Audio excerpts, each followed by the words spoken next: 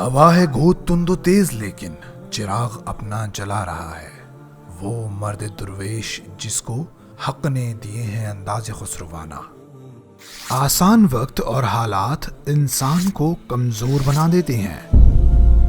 بہت سارے فتنوں اور اخلاقی گراوٹ کے بعد امت کو ایک نئی روشنی کی ضرورت تھی۔ ضرورت اس بات کی بھی تھی کہ کچھ لوگ باطل کی آندھیوں کے بیچ اسلام کی اس لڑکھڑاتی ہوئی عمارت کو سہارا دیتے۔ یہ وہی کام تھا جس کا علم لے کر مولانا ابوالعلا مودودی رحمۃ اللہ علیہ پوری قوت کے ساتھ اٹھے۔ مولانا سید ابوالعلا مودودی رحمۃ اللہ علیہ اس صدی میں اسلام کے اور مسلمانوں کے عظیم محسنوں میں سے ایک ہیں۔ آپ نے علمی محاذ پر اسلام کی برتری اور اسلام کی صداقت کو ثابت کرنے کے لیے نہایت عظیم الشان لٹریچر تیار فرمایا۔ بدلتے وقت کے ساتھ ایک نئے ماحول میں اسلام کے قائم کردہ نظام کو بھی کچھ نئی مشکلوں کا سامنا کرنا پڑا۔ بدلتے وقت نے یہ ظاہر کر دیا کہ قرآن اور حدیث کی روشنی میں ان نئے مسئلوں کا حل لگاتار تلاش کرتے رہنا اور اللہ سبحانہ و تعالیٰ کے قانون کے مطابق ایک صاف ستھرے اور پرامن معاشرے کی بنیاد کی کوشش کرتے رہنا ہر زمانے میں ناگزیر ہے۔ اس لیے ایک ایسے ادارے کی ضرورت پیش آئی جہاں علمی، فکری اور تصنیفی تقاضوں کو پورا کیا جا سکے، ساتھ ہی اسلامی نظام کو ایک صحیح انداز میں پیش کرنے اور غیر مسلم برادران کو اسلام کا نظریہ سمجھانے جیسے پروڈکٹیو کام ہو سکے۔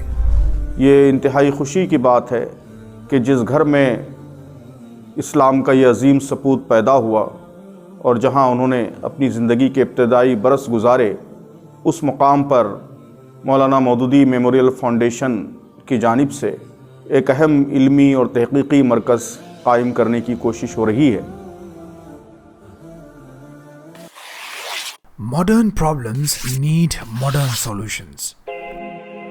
انگریزی کا یہ قول آپ کو اسلام میں ایسے اجتہاد کی اہمیت واضح کرے گا جو بدلتے حالات کی وجہ سے ناگزیر ہو جاتا ہے، لیکن زیادہ اہم یہ ہے کہ اس اجتہاد کی سوئی پوری طرح سے قرآن اور حدیث کی بنیادوں پر ٹکی ہونی چاہیے۔ مولانا مودودی فاؤنڈیشن انہی بنیادوں کو پختہ کرنے کی کوشش کا نام ہے۔ اسی کوشش کے تحت ایک ایسی عمارت کی بنیاد رکھی گئی جہاں بین المذاہب مکالمہ یعنی انٹرفیتھ ڈائیلاگ، انسانوں کے درمیان محبت اور بھائی چارے کو فروغ دینا، نیز ماحولیاتی بحران کے خاتمے کا حل تلاش کرنا، قیام امن کی کوششوں کو تیز کرنا، غربت کے خاتمے اور وسائل یعنی ریسورسز کی منصفانہ تقسیم جیسے برننگ ایشوز کا حل تلاش کرنے جیسے کام کیے جائیں گے۔ مولانا مودودی رحمۃ اللہ علیہ کے پیدائشی مقام پر تعمیر کی جا رہی اس عمارت میں گراؤنڈ فلور پر اسٹوڈنٹس اور وزٹرز کی سہولت کے لیے پارکنگ ایریا ہوگا، فرسٹ فلور پر ویٹنگ ایریا ہوگا، ساتھ ہی کانفرنس روم اور سیمینار ہال وغیرہ کی فیسلٹی بھی ہوگی۔ سیکنڈ فلور کو ریفرنس لائبریری اور ریڈنگ روم کے لیے مختص کیا گیا ہے، اور پھر اس کے اوپر تھرڈ فلور پر آفس ورکنگ اسپیس کے ساتھ پینٹری کی سہولت بھی رکھی گئی ہے۔ ان ساری سہولیات کا مقصد ریسرچ، غیر مسلموں تک اسلام کی دعوت کو پہنچانا، نئی آنے والی مشکلوں اور پریشانیوں کا حل قرآن اور احادیث کی روشنی میں ڈھونڈنا، اور پھر اسلامی نظریات کو ایک بہترین الٹرنیٹیو کے طور پر دنیا کو پیش کرنا وغیرہ ہوگا۔